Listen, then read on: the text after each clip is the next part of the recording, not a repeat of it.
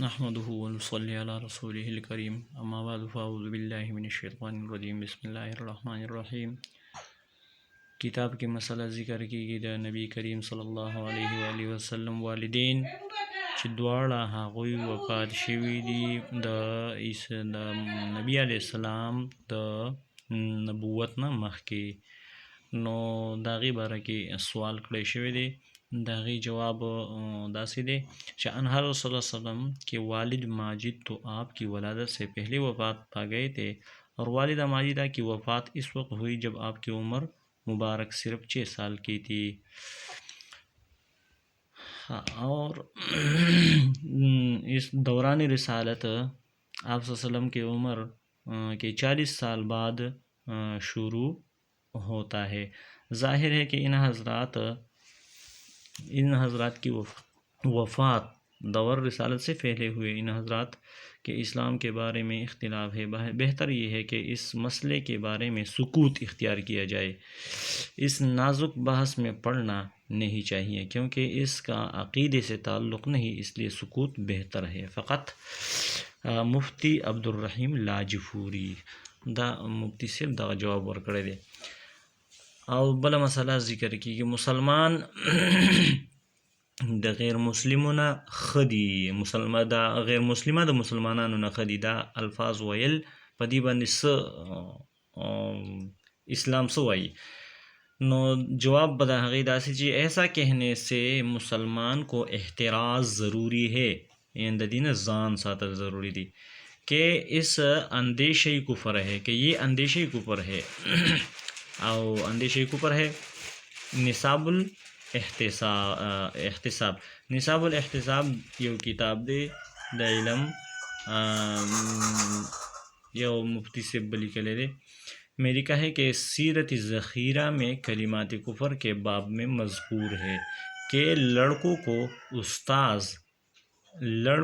کے استاذ کو یہ بات کہنی نہ چاہیے کہ مسلمان سے یہود اچھے ہیں.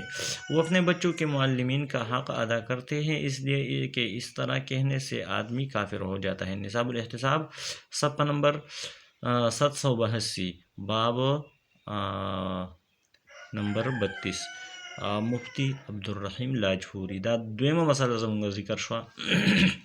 دریمه مسله د علم نجوم باره کې ده چې د علم نجوم باره کې اسلام څه وایي، علم نجوم باره کې زمونږ عقیده څه پکار ده.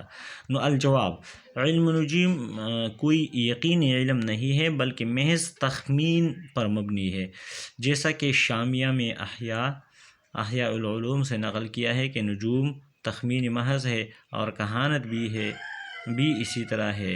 لہذا ان علوم سے حاصل شدہ توہمات پر یقین کرنا ہرگز جائز نہیں ہے، خصوصاً کسی شخص کو مجرم قرار دینے کے لیے قطعاً حجت نہیں. حدیث شریف میں کاہنوں کے پاس جانے کی ممانعت آئی ہے.